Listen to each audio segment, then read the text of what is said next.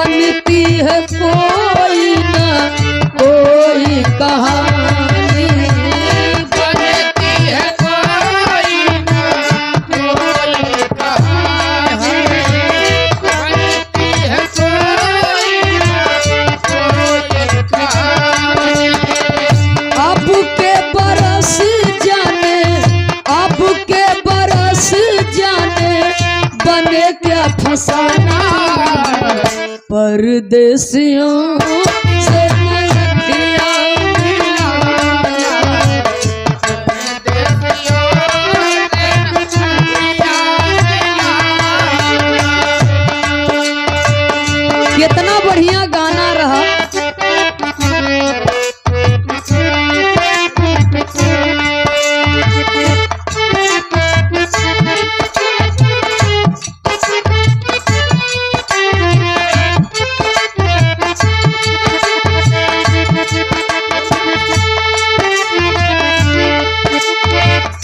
Fashion का दौर बा, दुनिया फैशन में बावरी बा, लेकिन ये गाना का मुखड़े बा कि परदेसियों से नयखिया, परदेसी और पंछी सदा एक समान हुआ करते हैं। दूसरी लाइन लिखा ग, सच ही कहा है परदेसी इनको रात को, सच ही कहा है पंछी इनको रात को, ठहरे तो उड़ जाए दिन को, आज यहाँ कल वहाँ है ठिकाना परदेसियों से न। लेकिन तीसरी लाइन और बेजोड़ रही,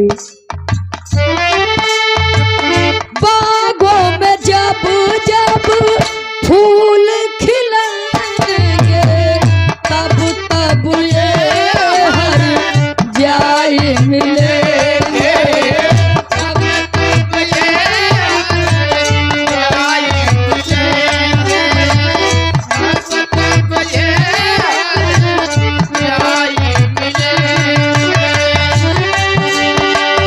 कब गुजरेगा, कब गुजरेगा पतझड़ का जमाना, परदेसियों से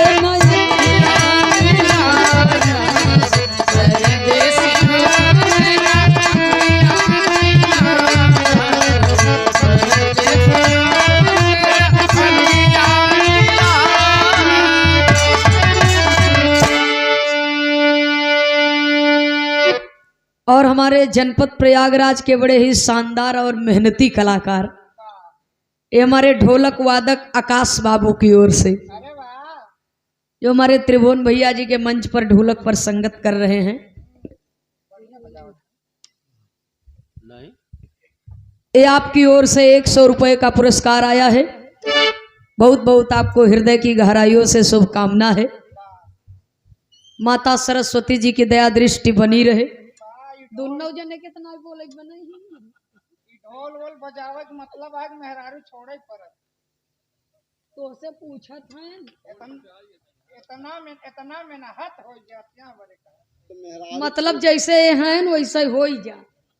मेहरारू छोड़ दे, 1,50,000 तक छोड़ाऊंगी। तू आकाश समझत हाँ समझते हैं। आपकी धर्म पत्नी जी बिरहा की बड़ी अच्छी गायिका भी हैं हमारे आकाश बाबू के, सुधा सरगम।